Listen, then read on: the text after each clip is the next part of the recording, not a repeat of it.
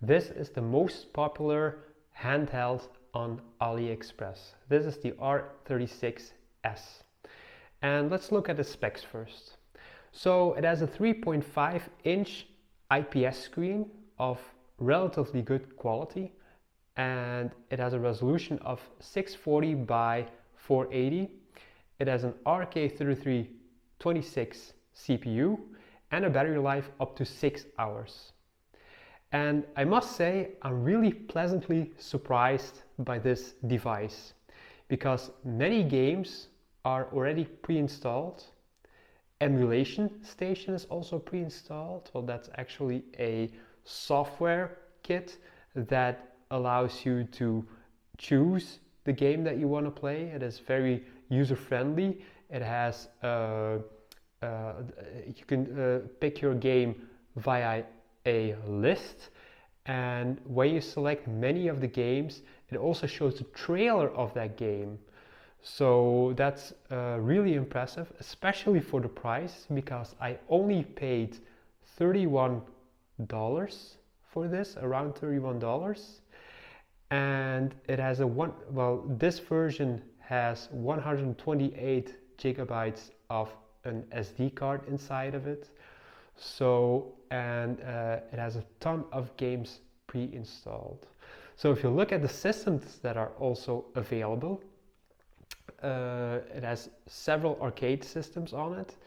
It has so the classic consoles, NES, Super Nintendo, and Mega Drive, so Genesis, and also some later systems like Dreamcast and 64 and PSP.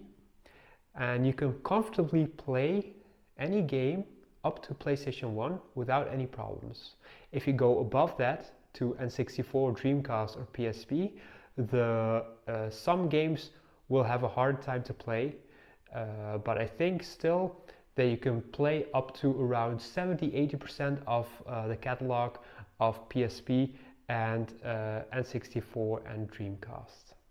So it's a very impressive device for only $30 or $40, depends on if there's a coupon or not.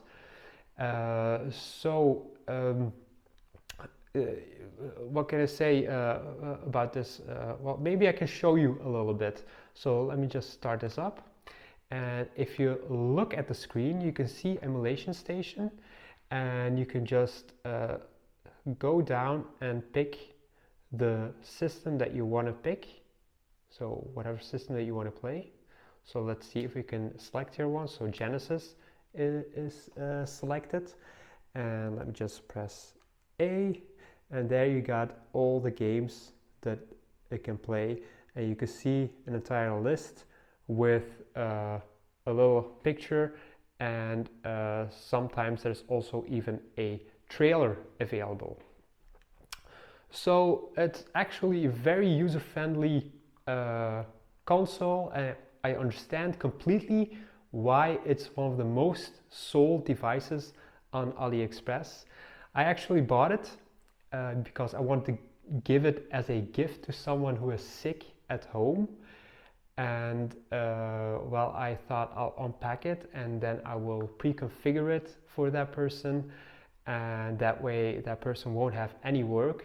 But I was surprised to see that it's completely pre-configured, and that's also an additional reason why this is also so great, because many devices that we buy, so like Ambernic or Retroid, those are all great devices, amazing devices, but yeah, you have to do a lot of pre-configuration, especially if it's Android based.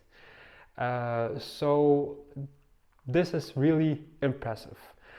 So if we look at the pros and cons again in detail, so it's a very affordable price point. If you want to buy it as your first handheld, it's definitely something that could be recommended.